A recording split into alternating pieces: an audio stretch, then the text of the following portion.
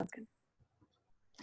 On today's episode, I am talking to Dr. Rachel Elizabeth Miller, who is a physical therapist and women's health coach. And she is here to discuss with us some really great stretches we can do to help us with what we call nursing neck. Welcome, Dr. Rachel. I'm so excited you're here. Oh, thank you so much for having me. I feel so honored to be here. I'm so happy to be able to share these exercises with ladies and talk to them a little bit about like what I've gone through and why these exercises have helped me and the clients that I work with. Yes. So Yes. we do a lot of work with moms and getting them into the right position and setting them up with pillows, especially in the beginning. And then, we work with moms who have more than one baby and, trying to get into a good breastfeeding position with pillows when you're at home alone with a couple littles is almost impossible, right? And so we Right. all end up, regardless of our situation, regardless of how many kids we have, we all end up nursing in really awkward situations, and we get that nursing neck where we feel really stiff in our neck and our shoulders, and you just can feel it, and not even just from nursing but from carrying a baby around on your hip. And you had shared some information with me a while ago about some of the stretches you have, and I love them. So tell us a little bit about it and what they are and how they work. Sure. So I have this graphic, and I can show it to you guys here. You get to see it. Yep, and we're going to put this on the website too, in the podcast notes, and also on successfulbreastfeeding.org. So you guys can download these stretches that we're talking about right now. Cool. So I made them because I, naturally work with moms, and I've worked with all different people for many years. And myself, I've had nursing neck. Is that what you called it? That's I love it. Yeah. That's perfect. I love it. And not only that, but we're guilty of being on social media all the time and constantly like in these positions. And, I think posture is important, but I don't think it's important to be a robot all the time because, like you said, we're moms, and we just grab whatever we can find. I think I have a blog post out there that says, grab a sock. I found a sock. It supported my elbow so I could nurse my baby. And so that's kind of where this stretching graphic that I made came from, is that I wanted something that I could give moms that was super simple, super easy, not hard to follow. And some of these things are things that I give like every one of my clients. So I'm like, well, why not just create something for everybody? So my first 3 exercises on here are going to be my favorite. I call them the genie exercise. I cannot take credit for these exercises. The first 3 on another awesome physical therapist that I got to learn from named Sherry McLaughlin came up with these, and I have adapted them to use for moms that are nursing. So the other exercises are just common physical therapy exercises that we do, and you feel so good when they're done. But I will say the top 3, if you can only get to a couple of them, do those ones. Yeah, and I like the name for them, the genie exercises, and I didn't know necessarily that that's what they were called. Yeah, but they do. They look like you're a little genie in a bottle, like the way you're holding your arm. And when you start like this. Yeah. Like I love genie. And then you bring your arms up and you do it 6 times. And the mindset is it just kind of resets the nervous system and the muscles, and then you stop, and some people can only come to here, and that's okay. And I have a video on this too on my page, but you don't want to be arching your back when you do it. You want to be sitting nice and tall and going up, and then after 6 or 6 to 10 you go side to side, and then you go into like a rotation, and you do 6 of them each way, and your back will feel amazing. There's also something called mommy thumb that we get sometimes. This will help mommy thumb. Mommy thumb, where like from like changing the diapers or like holding the babies, like our thumbs will start to get sore. So that actually helps with mommy thumb as well. The mindset is it just helps to work on our rotational centers. And when the rotation area, like in our upper back, is kind of tight, then that can affect down the chain into our arms, our low back, our knees. And so that's kind of where that exercise stems from. The other ones are just great, like exercises. Like I have the row.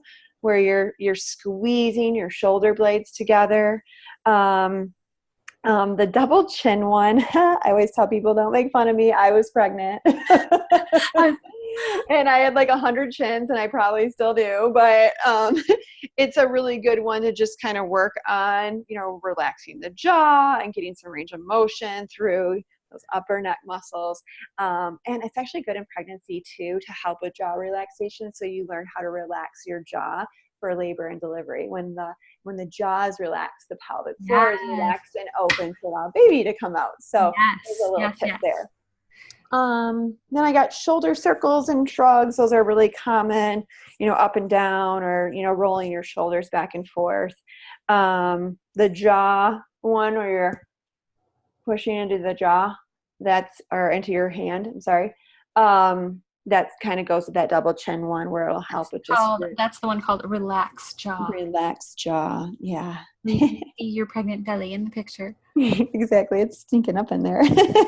And then the wrist stretch is really good. And then you can like turn it around. I'm showing you this way, but you can like hold it down by your waist.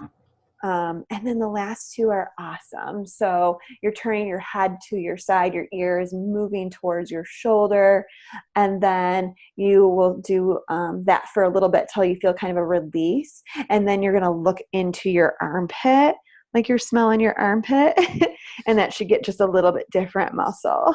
And then you switch sides. Yeah.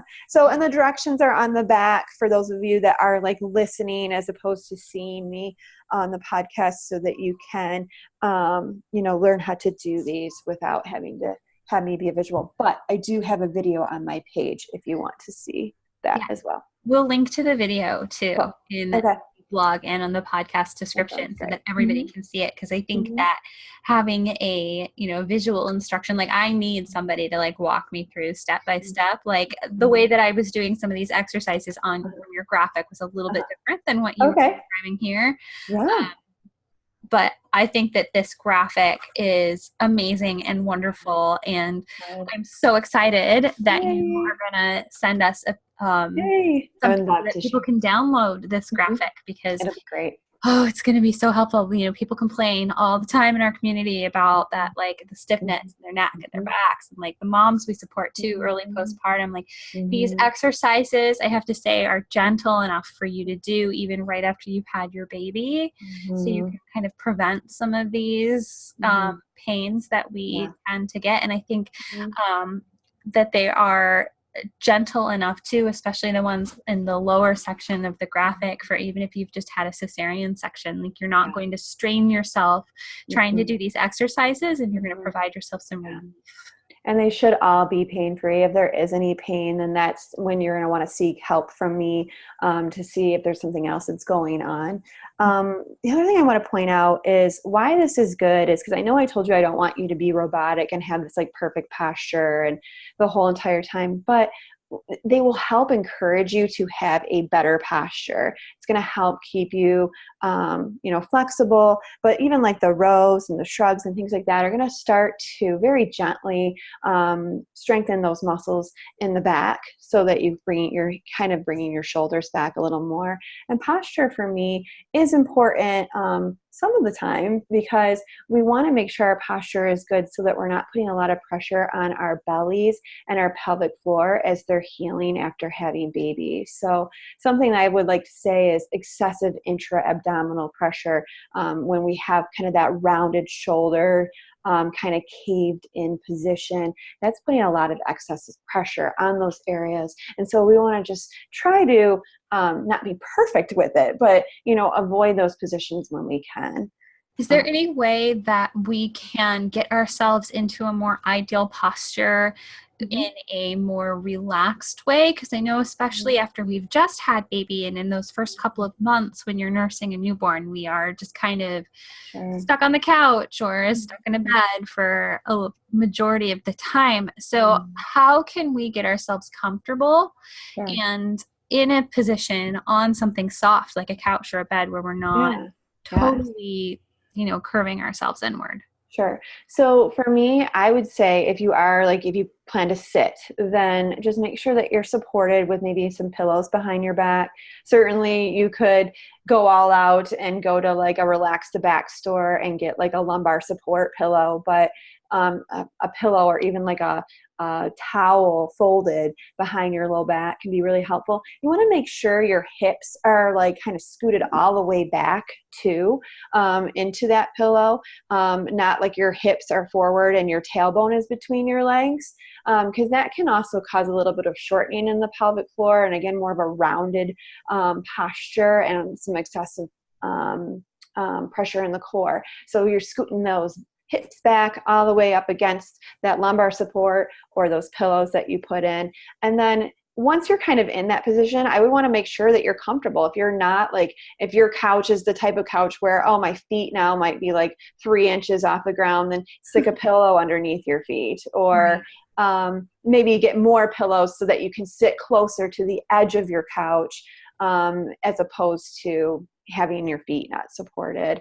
And you can never have enough pillows postpartum. I mean, I just feel like as a PT, we're like obsessed with pillows. We're gonna put a pillow here and there, and that's gonna help you be supported. And then even just your arms, if you're not next to like an armrest, having some pillow support for your arms so you can comfortably rest.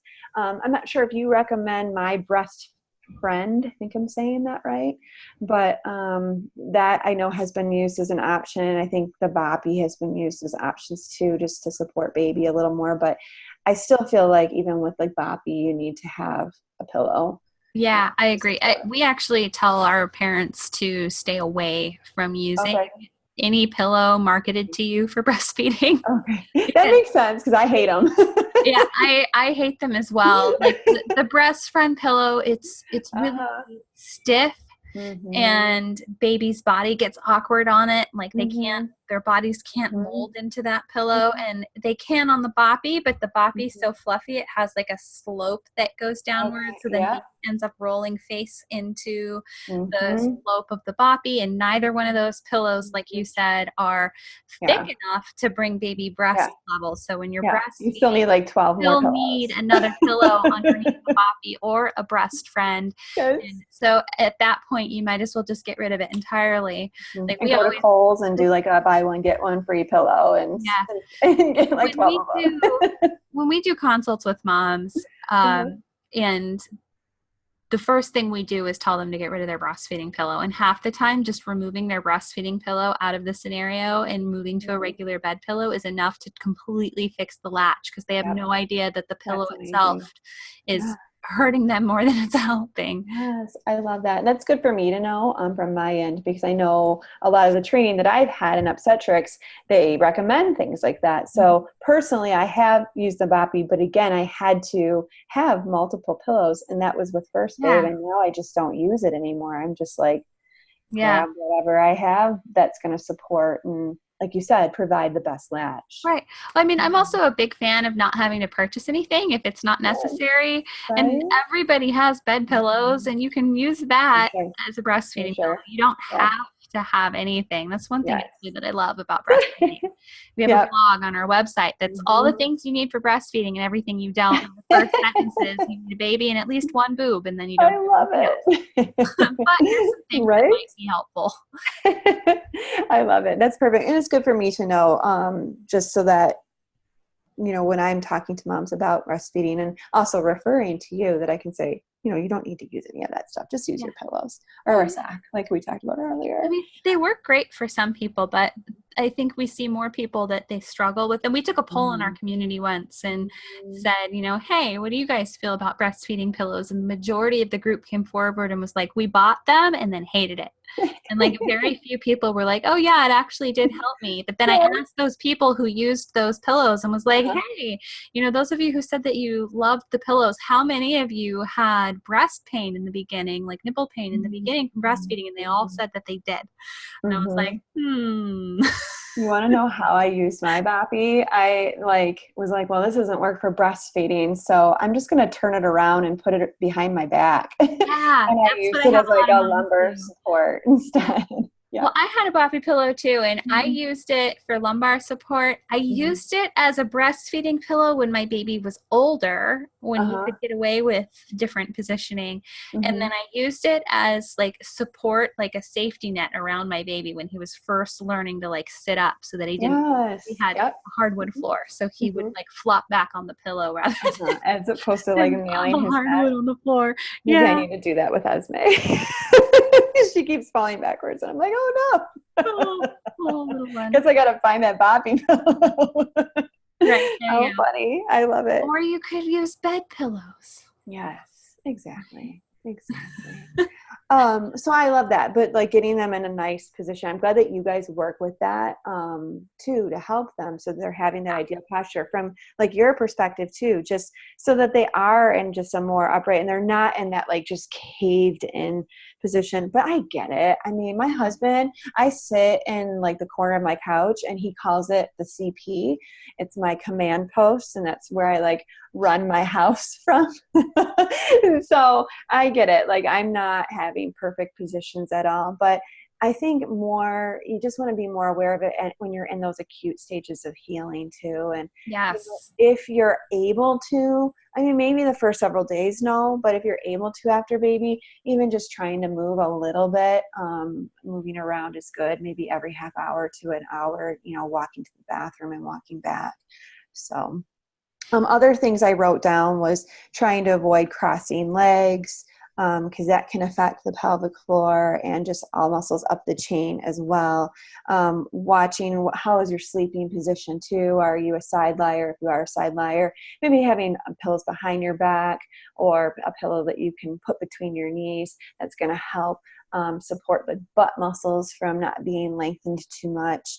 I wrote down standing on one leg. Sometimes we have this like mall girl stance, especially with the Mhm. baby on one hip. So trying to like posture, so that your shoulders are over your pelvis or your ribs are stacked over your pelvis as opposed to being shifted on one side.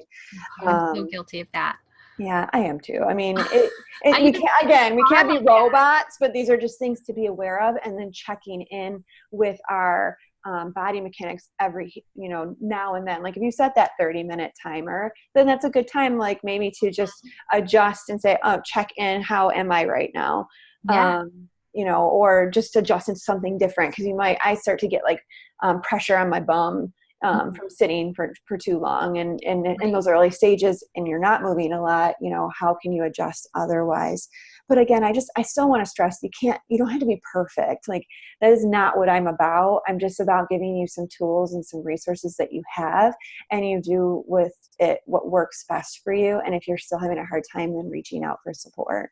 I love it. I love Yeah. it. I think this is great. And your handout is so helpful. Thank Um, you. thank you for sharing it with us and coming on and Oh, talking to us about it I today. love it. Now, before we wrap up, I'm going to Yeah. ask you the same question that I ask everybody that comes on the Sure. podcast. Uh-huh. I'm going to put you on the spot. You ready? Yeah. What is what Look is at the thing. your I don't get to hide behind the thing. no, you're unprepared. All Yeah, right. You sorry. ready? I'm I'm going ready. to ask. All Give it right. to me. Not that complicated. I know. Um, what is your number one piece of advice you'd give to a new breastfeeding mom? Yeah.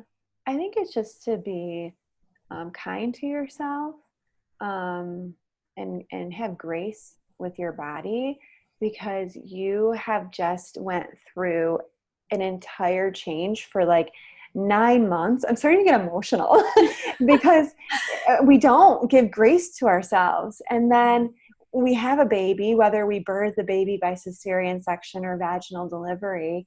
And now we got this baby sometimes it's like all the time, trying to latch. We all have different boobs and different nipples and different bodies.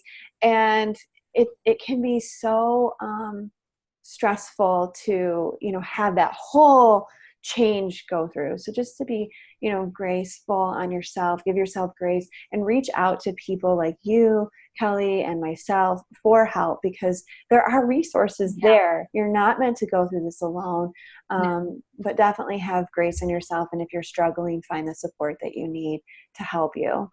So Awesome. Well, thank you so much. Thank you for You're coming welcome. on and talking about all of this with us today. You're welcome. I am so honored. I love it. I actually have like tons of notes and stuff like that. I just feel like I could talk forever to I the know. ladies. I So know. I wish we weren't limited on time. oh no, it's okay. I totally get it. That's life of us business people. And if you guys have any questions, I'm happy to answer them. We can always chat again if you want to in the future. I Yeah, love talking all things mom definitely. and pods. So Awesome. And I will make sure that there is a place for people to contact you in okay, the podcast and on the that blog. sounds So great. thank you so much. Thank you so much. You have a good day. You too. Bye.